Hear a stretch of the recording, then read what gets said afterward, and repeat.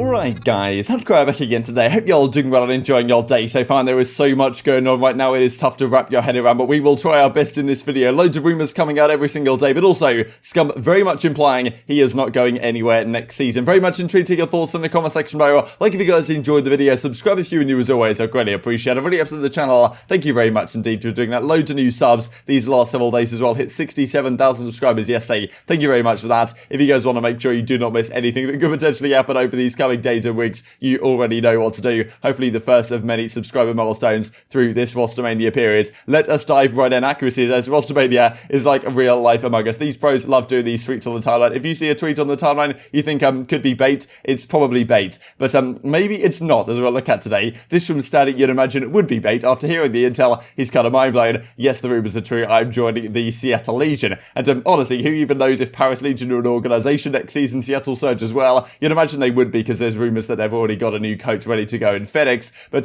still there's been talk of other organisations buying out some spots, and actually we'll look at that here in a second with regard to OpTic Chicago, not exactly getting their spot bought out, but the association right now with NRG could be coming to an end. Potentially a deal there is ongoing. We will look at here in a few minutes time, because it's rather interesting stuff to say the very least. This is also from Attach. He's got to be one of the biggest offenders when it comes to tweeting beta on the timeline. Thank you for everything he says in reply to this hashtag players1. So I don't reckon he's going anywhere after Minnesota Rokkr next season, but honestly, who knows? If some of the big teams, and I'm pretty sure some of the big teams are going to be making changes, then who knows what ripple effect that could potentially have through the rest of the franchises, because there's money on the line, there's big name free agents right now that aren't re-signed to teams, and well, so something big could seriously happen, and I'm sure it will over the coming days. This, of course, as Thieves points out, I mean, from Paris Legion side, Scrump's changed his bio, so Paris Legion has gone out of the bio over there, so I'm pretty sure we saw Accra a few days ago announce that, not really announce, but kind of imply, or at least, do something with his bio that implied he was no longer going to be a player for the Paris Legion. So whatever they're doing, I don't really know. At the same time, we did see it before when they would release an entire, or like London last year, they released their entire team and then they brought back like one or two of the players. So it's something that can happen, and they could re-sign players after they've been released. But as it seems right now, Scraps is unsure of his next adventure. Could be content, could be another organisation. That of course remains to be seen. So the OpTic side, there's some really interesting things going on here right now. Obviously, look, at the end of the day, the type of stuff that we're feeding into is kind of tweets and speculative stuff, but it's always fun to look at, because yesterday Formal and Dashy were playing a Valorant, as they like to do, and seemingly having a good time. They played for a few hours and well, clearly enjoying life. Some of these clips are actually pretty nasty, but yeah, Road to Radiant begins, Formal and Dashy, and you also may well have noticed that on the timeline there was a fair bit of interaction between the two of them and between Scump as well. And of course, look, Scump isn't going anywhere. Effectively, the way OpTic works, and understandably so, especially after Scump's performance at the World Championship, and well, honestly, previous events to that as well, is heck, do you imagine is going to speak to Scump and say, look, what do you want to do with the team? Do we want to stick with it? Do we want to make some changes going forwards? Like, what's your thought process going into next year? Because Scump, at the end of the day, he's going to be there if he wants to be, and he knows that he can still compete at a very high level as he did at the World Championship. So, of course, we get this that comes out from Scump as well. Really thought I would have regained by now from Champs, but I'm still so pissed, brother. I would have been, well, I've been fuming actually, and I would have been fuming as well in your spot. And to be fair, they were in similar spots after both placing 5th through 6th at that event. Never gets any easier, says Scump. So when I saw this at the time, I was like, okay, hope Scump isn't going anywhere, right? But still, I'm tweeting out this shows he still has the passion and the drive to compete at a very high level, so I suppose that was promising. And then this comes out a little bit later today, and as soon as I saw the first couple of words, like, I think a lot of people were concerned about this, right? Officially done thinking about Cold War. So, yeah, love the game competitively, honestly. Didn't have the year we wanted, but had a ton of fun during it. Here are some memories from my personal plays. Hope to have many great memories next season as well. A load of these are from Search and Destroy, which is kind of interesting, right? Because in Surge, they were not like where they needed to be. But Scump was almost like a Search and Destroy style this season, had so many fantastic moments. And, yeah, well, this is what he says. Done thinking about Cold War, but of course the final sentence is the one that a lot of people are looking at. Hope to have many great memories next season. So this definitely does seem like Scump's not going anywhere. He's not planning this tweet to say, okay, yeah, I'm out of here next season. That's enough, enough's enough. Like, there's no way Scump's going to go out on a loss like that, I would imagine. And especially after the performance he put up this season, and especially at the World Championship, this is a pretty nice ace and a pretty memorable one as well against Los Angeles Thieves quite a while ago. And this is when they beat FaZe, of course, during the first part, of course, of Stage 5. So pretty interesting stuff. Scump not going anywhere, but what does that necessarily mean for the rest of his team, which is, well, still very much up in the air right now? Because, of course, so we get Dashy comes in the reply. guys. You know, goated brother, love that about you. You know me, Dog Hunt says Scump right here. And we also get this clip that Ryan points out to me I thought was very interesting. When Dashy was playing Valorant, there was a lot of talk when Dashy first rejoined OpTic last season that he wasn't going to make the same mistake again in the sense of like letting it get away from him. And of course, OpTic game in Los Angeles happened and it wasn't really ideal, the situation that went down there. He would have preferred to go to the Chicago Huntsmen, I'm sure,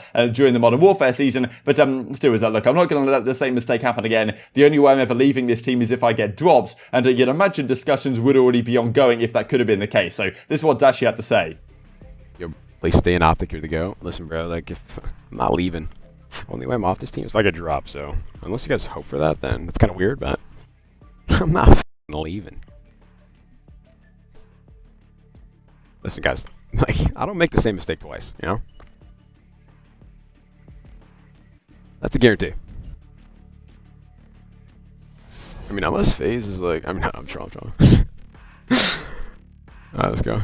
Now, on the other side of things, we've got Formal, right, who was the consideration the other day. A lot of pros saying, okay, maybe if there is an upgrade to be made, it could be in the AR position with Formal there, and even maybe like Formal goes to a flex and Dashy gets upgraded or something, but that's it's difficult to do, at least in terms of raw gun skill. Well, as Scump says, they sent this to the boys and nobody responded. What is up with that? And well, as Formal says, give me one of them wieners. But look, so, okay, we've got Dashy, we've got Formal, we've got Scump all interacting on Twitter on a pretty regular basis, and then you look at Envoy's Twitter, and he's been radio silent for the last, the last 5 days or so. Of course, this could mean absolutely nothing, but I just think it is somewhat interesting with what Dashy's having to say and what's, Formal and Scump doing tweets to each other, and then Envoy kind of nowhere to be found on socials, maybe just taking a bit of a break from it all, which is certainly understandable. But still, if a change is going to be made, you got to look at some of these things and think whether something could be happening behind the scenes. Now, this also very interesting from eUnited, because there was a talk, well, a few months ago, we'll look at it here in just seconds, with a potential partnership between eUnited and OpTic Gaming, because or OpTic Chicago at least. So